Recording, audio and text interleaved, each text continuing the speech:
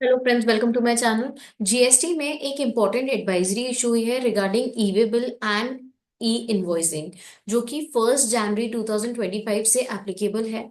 उसमें वो पोर्टल्स में चेंजेस कर रहे हैं, जीएसटी पोर्टल में regarding E invoice and E way bill, जहां पर आपको मैंडेटरी होगा मल्टी फैक्टर ऑथेंटिकेशन से रिलेटेड।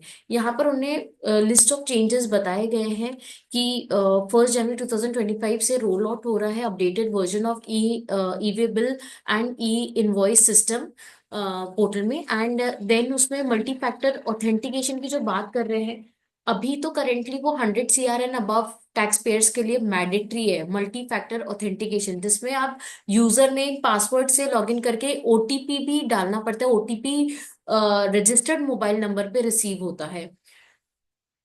ये अभी तो फिलहाल के लिए मैंडेटरी है जिनका annual aggregate turnover 100 CR and above है, और ये मैंडेटरी किया गया था 20 अगस्त 2023 ऑनवर्ड्स। बट अब जो वो चेंजेस लेकर आ रहे हैं वो ये है कि 1 जनवरी 2025 के बाद जिनका annual aggregate turnover 20 CR and above है उनके लिए भी मैंडेटरी होगा मल्टी फैक्टर ऑथेंटिकेशन करना। एंड 1 फरवरी 2025 के बाद 5 CR एंड अबव टर्नओवर वालों के लिए इफेक्टिव मैंडेटरी रहेगा। 1 अप्रैल 2025 के बाद जो बाकी टैक्स पेयर्स हैं और यूजर्स हैं उनके लिए मैंडेटरी होगा मल्टी फैक्टर ऑथेंटिकेशन। तो यहाँ पर आपको करना क्या है, आपको ये करना है कि आपका अगर annual turnover 20 CR and above है तो 1 जनवरी के बाद अपना जो रजिस्टर्ड मोबाइल नंबर है वो जीएसटीएन पोर्टल में जाके अपडेट कर दें। फिर 1 फरवरी के बाद जिनका 5 CR एंड अबव है उनको अपडेट करना है। तो सबसे पहले तो मल्टी फैक्टर ऑथेंटिकेशन से रिलेटेड उन्हें चेंजेस बताए हैं। नेक्स्ट है restriction restricting the period of e-way bill generation from the date of base document.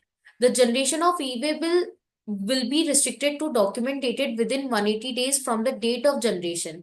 जो रिस्ट्रिक्शन है वो 180 डेज का कर रहे हैं। For instant document dated earlier than 5 जुलाई 2024 will not be eligible for e way bill generation starting 1 January 2025। मतलब 1 January 2025 के बाद जो भी बिल 180 डेज के अंदर है बस उन्हीं का ई वे बिल जनरेट हो पाएगा, उसके पहले का नहीं हो पाएगा। तो 1 जनवरी की बात करें तो जो भी बिल 5 जुलाई के पहले के हैं उनमें ई वे बिल जनरेट नहीं हो पाएगा। उसके बाद के जितने बिल है आप उसमें ई वे बिल जनरेट कर सकते हैं।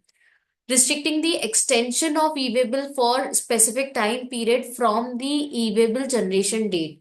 Further more the generation Furthermore, the extension of e-way bill will be limited to 360 days from their original date of generation.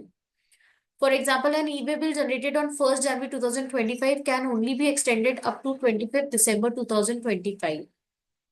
तो आपने 1 जनवरी 2025 को ई वे बिल जनरेट करा है, उसको आप एक्सटेंड कब तक कर सकते हो? 25 दिसंबर 2025। Tax payer are requested to familiarize themselves with these update and incorporate the necessary adjustment into their compliance process. For additional detail, please visit the respective portal.